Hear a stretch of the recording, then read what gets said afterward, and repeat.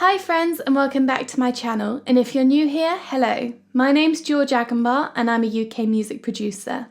Today's video was requested by Spike Hawk and we're going to be having a look at using templates.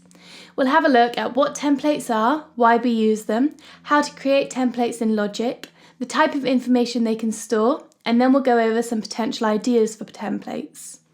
But if you're not a Logic user, don't worry, hopefully you'll still find this video useful.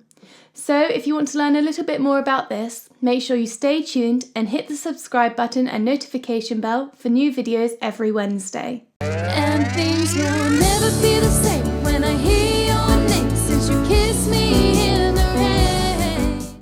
Templates are a way that we can save and open up the basic layout of a project. Within a click of a button, you can have a load of different tracks open with effects and sends all ready to go. They're great for if you're the type of person who's always starting work on new projects or new songs. They're also a really great time saver, which is especially helpful if you're in a rush or if you've been hit with a sudden wave of inspiration. And whilst it may seem like a bit of a task having to create all these templates at first, after you've done it once, you can reuse these templates time and time again, so they really are worth it. Let's have a look at how to use them and how to open them. Logic has made it really easy for us when we're starting out, which is great news. They have some pre-made templates which we can use. We can choose from hip-hop, electronic, songwriter, orchestral, multi-track and music for picture. So let's have a look at how to access and load up these templates. So all you have to do is open up Logic, and this is the screen that will appear. From there you simply choose which template you would like to use. So if we choose Songwriter, for example, this is how the template looks. We have drums, guitar, vocal, bass and a piano track, and each track has a few plugins on it. As great and as handy as Logic's templates are, we're much more likely to want to be able to personalise and create our own templates. And that's because we can individualise each template to our own workflow. We can choose which tracks we want, which effects we want on the tracks, and which sends we want. And this is normally a lot more useful. In order to create your own template, you need to have set up the project that you want the template to be based off of. Here's a mix that I've been working on. You can see that these tracks are empty. And that's because if you have information or recordings on them, all of this will also be saved in the template, which most of the time we don't want and we don't need. As you can see, I have my vocal tracks with their effects, my drums, bass and synths. I've kept the number of tracks really simple for this example, but this is the basis of most pop songs that I create. So to create a template of this pop track, all I have to do is go File, Save as Template, and name the template. So we'll call it pop track and then click save, and that's it. Now if I open up a brand new project, I just have to go to the side menu labelled My Templates, and I can see the pop track template we've just made. Then I open that, and as you can see, we have all the tracks loaded up and ready to go, ready to record. Or if you don't get the little pop-up menu appear, you can also just go to File and then New from Template. And that's all you have to do. So now let's talk about what you can save in a template. Templates are great and save a lot of time because they can store and recall so much information. They can store audio and instrumental tracks, project settings and effects and sends. So let's have a look at each of these. When we open up a template, we want it to load up all of the tracks that we'll be using in the project. To do this, we want to make sure that we've created all the tracks we want before we save our template. So all you have to do is make sure that the tracks are open. We'll have a look later at which sort of tracks we may want to include in different types of template. I also like to make sure that my project is organised in the way that I like.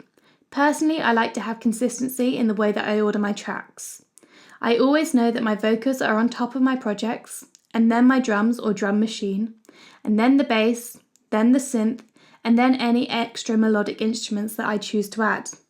I also ensure that the tracks are named clearly so I know exactly what they are. I colour code my projects just as I find this easier to look at. We can also save how our control bar looks and the buttons on there. And you can change this by simply right-clicking on the control bar and then selecting Customize Control Bar and Display and using the tick boxes to alter the buttons that appear. All this information will be stored in the template, which is really handy because it means that all your projects will be neat and organised from the start without you having to spend any time organising it at the beginning. And this is really useful, especially when you're working on a mix with lots of tracks. If you have a similar system and a similar way of organising all your mixes, it means that you'll instinctively know where everything is roughly, and that can save you a lot of time. There's one last thing I like to do before I save my template, and that's create effects and sends on certain tracks. I will always put an EQ on my vocal track with a low cut. This is because I know that on pretty much any vocal I will require a low cut, so it just saves me those few seconds. If I like a certain compressor on a bass sound, say, I'd also set that up. And I do this pretty much for all the tracks in the project, thinking about the plugins I use the most and the typical settings that I use. In terms of sends, I like to set up a simple reverb send, as I know that in almost all projects I will use reverb at some point. And so it's just handy having this send ready to use in my template. I'd also consider maybe setting up a delay send, as I'm finding myself using this quite a lot recently. So once we've set all of this up in our current project, it's time to save the template, which we talked about how to do earlier.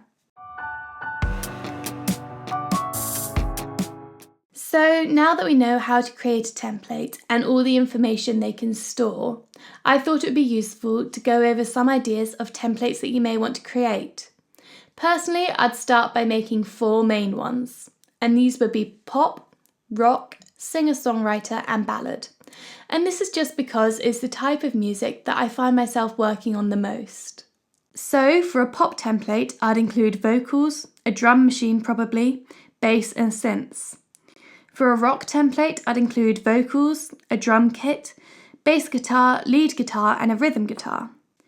For a singer-songwriter template, I'd include vocals, perhaps 2 rhythm guitar tracks suitable for a stereo guitar recording, and a lead guitar track. And finally, for a ballad track, I'd include vocals, piano, orchestral strings, and perhaps some tracks for backing vocals. You can always add more tracks and more effects as you work on the project. The template isn't the final layout.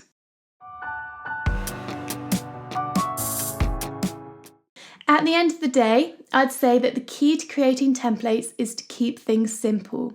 Include just the very basics and backbones of the project that you know you're going to need, or that you know you're most likely to need. You can always add more tracks, more effects, or more sends later on. Creating the template in itself is actually fairly easy. The hard part is making it useful to you and your workflow. But they are really great time savers and can make your life a whole lot easier. Thank you so much for watching this video. I hope you found it useful and interesting. Let me know what you thought in the comments below and if there are any other videos you'd like to see in the future. Make sure you hit the subscribe button and notification bell, and I will see you again soon.